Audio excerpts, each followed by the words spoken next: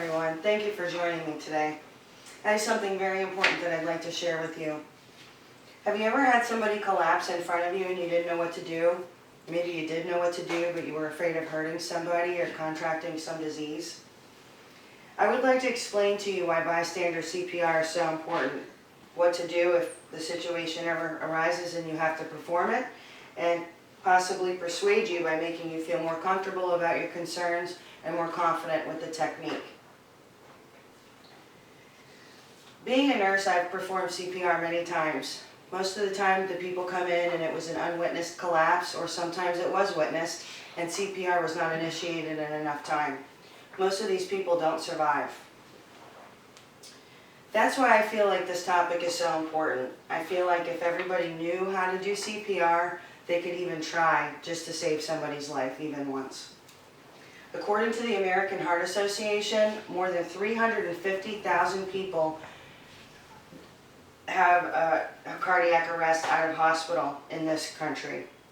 90% of those people don't survive, and it is the leading cause of death in the United States. CPR is an emergency life-saving procedure that is performed when somebody's heart stops or they stop breathing. This can happen after an electrical shock, heart attack, or drowning. Most of the reasons people don't perform CPR is panic, lack of training, inability to recognize cardiac arrest, fear of disease or harming someone. Maybe they're a stranger and they're unkept, presence of blood or vomit, or evidence of drug abuse. These are all valid reasons to not want to perform CPR on somebody. When you hear CPR, people usually automatically think mouth to mouth. Well, today, compressions is just as important, if not more important, than giving mouth to mouth CPR. I would like to assure you that you do not have to do mouth to mouth, that the most important part is the compressions. So this is what you need to do. If you find somebody that has collapsed in front of you, you want to ask them, are you okay? Are you okay? If they are unresponsive, immediately you either call 911 or yell out for help. Ask somebody to help. You gently lower the person to the ground on their back and you start chest compressions in the middle of their chest. May I have a volunteer?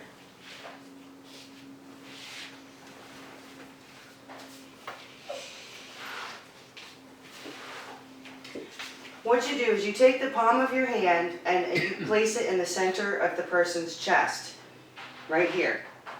You just imagine a line right here across the breast, and you put the palm of your hand right here. And then you take your other hand and you clasp it around the other hand and you come directly over the person. You are going to go either 2 inches or 5 centimeters is generally how deep you want to go, and you want to make sure the chest recoils, meaning it comes back up. You let the chest come back up before you keep pressing. You're going to do this 100 to 120 times a minute. A lot of times if you think of the song, it referred to Staying Alive, the song, Staying Alive, Staying Alive, ah, ah, ah. That's how many times, the tempo that you want to do the chest compressions. You're going to go down and up, and you're going to keep going. You keep your arms straight. Center of chest, hands curled over, and you just go completely over. You're going to keep doing this until somebody comes, until some help comes. That's why it's so important to call 911 first. Also, there's an AED that most places have, most public places, restaurants, department stores. It's an orange box. I don't want you to run around searching for it, but if you happen to know that there is one there, ask somebody to grab it. If you're just by yourself, you need to run to the nearest phone. Most people carry a cell phone today. Call 911 before you start chest compressions. Giving mouth to mouth,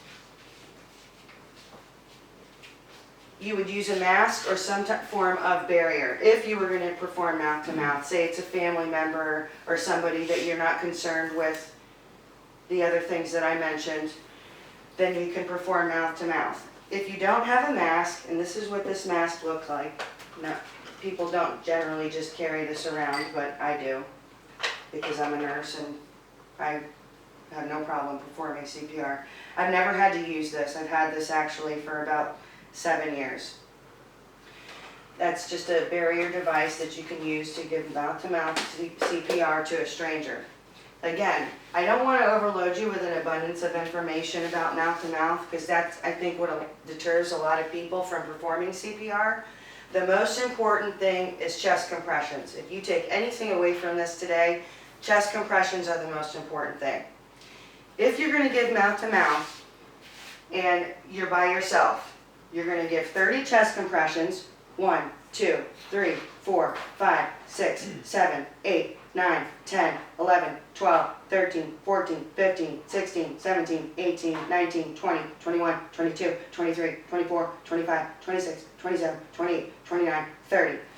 You're going to do a head tilt, chin lift. So you tilt the head back, you tilt the chin, you open the person's mouth so that you're opening up the airway. You grasp your lips around the other person's lips and you give 2 breaths. You want to watch the chest rise and then you continue CPR. Continue chest compressions.